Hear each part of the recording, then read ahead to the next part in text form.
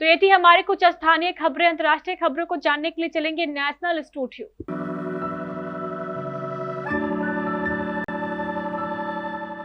आइए जानते हैं आज की कुछ प्रमुख अंतर्राष्ट्रीय खबरों को, लेकिन इससे पहले एक नजर आज की हेडलाइंस पर।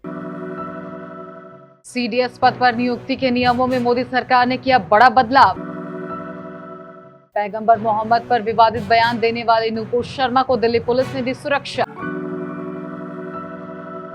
कश्मीरी पंडित राहुल भट्ट की हत्या का लिया बदला, 2 मुठभेड़ों में 3 आतंकी ढेर। देश में कोरोना के मामलों में फिर तेजी।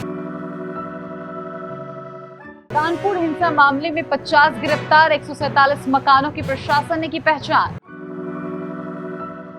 सोने के 133 सिक्के और 2,82,00,000 कैश सत्येंद्र जैन और उनके एक करीबी दोस्त के घर मिला। खजाना ईडी ने की थी छापेमारी। तालिबान भी देने लगा नसीहत। नूपुर शर्मा के बयान को लेकर कहा, भारत सरकार ऐसे कट्टरपंथियों को इस्लाम का अपमान करने से रोके। पूरे देश में आज एक साथ गिर गए सोने और चांदी के दाम, जानिए लेटेस्ट भाव। बॉक्स ऑफिस पर विक्रम के आगे टिक नहीं पाए सम्राट पृथ्वीराज। साउथ सुपरस्टार की फिल्म ने वीकेंड पर कमाए 175 करोड़। और MS धोनी के फैन बने हार्दिक पांड्या, जमकर किया तारीफ।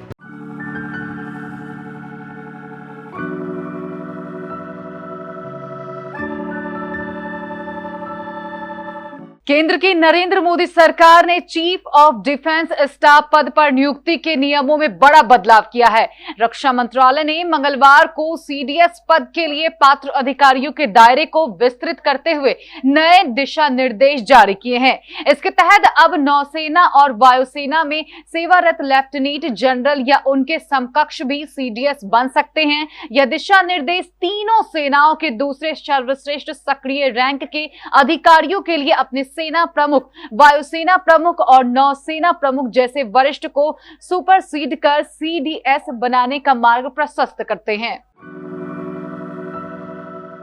नूपुर शर्मा के पैगंबर मोहम्मद के बारे में की गई टिप्पणी का मामला तुल पकड़ रहा है। इस बीच दिल्ली पुलिस ने नूपुर शर्मा को सुरक्षा दी है। उन्हें यह सुरक्षा तमाम तरह की धमकियों के मिलने के बाद दी गई है। इस बारे में नई दिल्ली के डीसीपी का बयान सामने आया है। उन्होंने कहा कि नूपुर शर्मा को सुरक्षा मुहैया कराई गई है, सुरक्षा कारणों से अधिक जानकारी साझा नहीं कर सकते हैं। जम्मू कश्मीर के कुपवारा और सोपोर में अलग अलग 2 एनकाउंटरों में सुरक्षा बलों ने 3 आतंकियों को ढेर कर बड़ी कामयाबी हासिल की है। एक आतंकवादी सोपोर में मुठभेड़ के दौरान ढेर हुआ। हंजाला नाम के इस आतंकी के पास से AK-47 राइफल और 5 मैगजीन बरामद की गई है। लाहौर के रहने वाले हंजाला को ढेर करना सुरक्षा बलों के लिए बड़ी कामयाबी है। इसके साथ ही कुपवारा में आज सुबह ही शुरू हुई मुठभेड़ में 2 आतंकवादियों को सुरक्षा बलों ने मार गिराया है। इनमें से भी एक आतंकी पाकिस्तानी का रहने वाला है।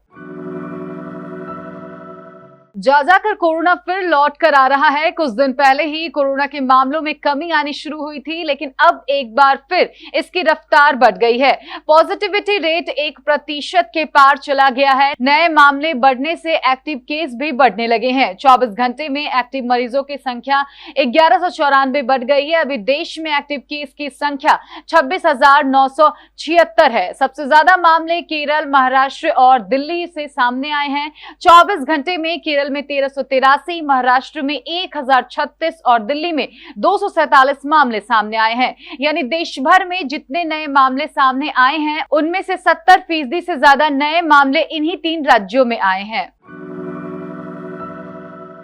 कानपुर हिंसा में अब तक 50 लोगों को गिरफ्तार किया जा चुका है। बताया जा रहा है कि शहर प्रशासन ने आरोपियों की 147 अवैध संपत्तियों की पहचान की है। माना जा रहा है कि जल्द ही इन पर बुलडोजर चल सकता है। इस बीच कानपुर शहर के काजी मौलाना अब्दुल कद्दूस हादी ने कहा कि अगर कानपुर में बुलडोजर चला तो लोग कफन बांध करके बाहर भी निकल आएंगे। मनी लॉन्ड्रिंग मामले में गिरफ्तार दिल्ली के स्वास्थ्य मंत्री सत्येंद्र जैन की मुश्किलें बढ़ गई है। प्रवर्तन निर्देशालय की छापेमारी में सत्येंद्र जैन और उनके एक करीबी के घर से भारी मात्रा में कैश और सोना बरामद हुआ है। सत्येंद्र जैन फिलहाल ईडी की हिरासत में है। बताया जा रहा है कि ईडी को सत्येंद्र जैन और उनके एक करीबी के घर से 2.82 करोड़ रुपए कैश मिले हैं। इसके साथ ही 1 किलो से ज्यादा सोना भी मिला है। इसमें 133 सोने के सिक्के शामिल हैं। इस मामले में आगे की जांच जारी है। भाजपा की पूर्व प्रवक्ता नूपुर शर्मा की तरफ से पैगंबर मोहम्मद के बारे में दिए गए बयान को लेकर इस्लामिक देशों में बवाल खड़ा हो गया है। इस्लामिक देश इस बयान की आलोचना कर रहे हैं और भारत सरकार से इस बारे में जवाब भी मांग रहे हैं। इसी कड़ी में अफगानिस्तान का नाम भी जुड़ गया है। यहाँ की तालिबानी सरकार ने भी भारत को नसीहत दे डाली है। तालिबान ने भारत सरकार से कहा कि वह कट्टरपंथियों को इस्लाम का अपमान करने और मुस्लिमों की भावनाओं को भड़काए जाने से रोके। तालिबानी प्रवक्ता जबीउल्लाह मुजाहिद ने कहा कि भारत की सत्ताधारी पार्टी के एक अधिकारी ने पैगंबर मोहम्मद के बारे में अपमानजनक शब्दों का इस्तेमाल किया है। अफगानिस्तान का इस्लामिक अमीरात सख्त तौर पर इसकी निंदा करता है। सोना और चांदी कीमतों में तेजी का दौर सप्ताह के दूसरे दिन थमता नजर आया। सोना कीमतों में आज 400 से लेकर 450 रुपए प्रति 10 ग्राम की गिरावट रही। निवेशकों का सकारात्मक रुख नहीं होने से दोनों में आज गिरावट रही। चांदी की औद्योगिक मांग में भी कमी देखने को मिली।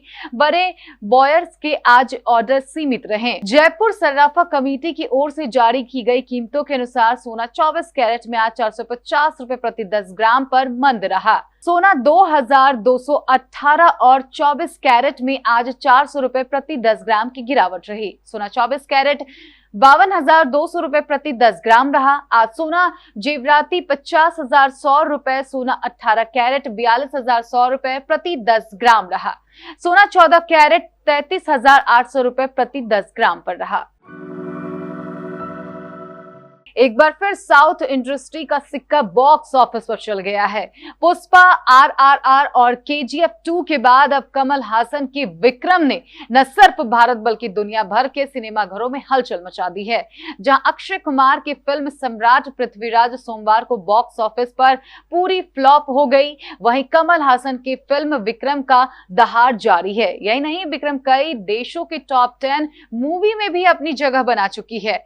वैसे भी कमल हासन की विक्रम ने वीकेंड में ही 175 करोड़ रुपए की कमाई कर ली थी।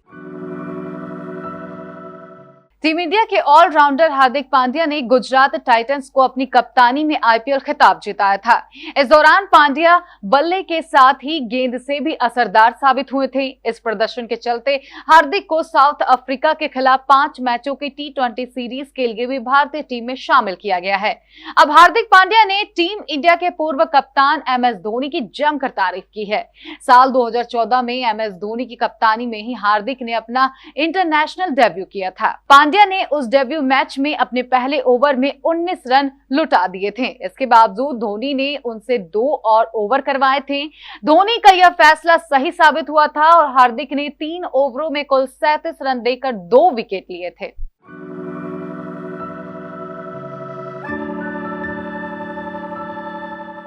अंतर्राष्ट्रीय खबरों के बाद स्थानीय खबरों को जानने के लिए चलेंगे प्राइम स्टूडियो।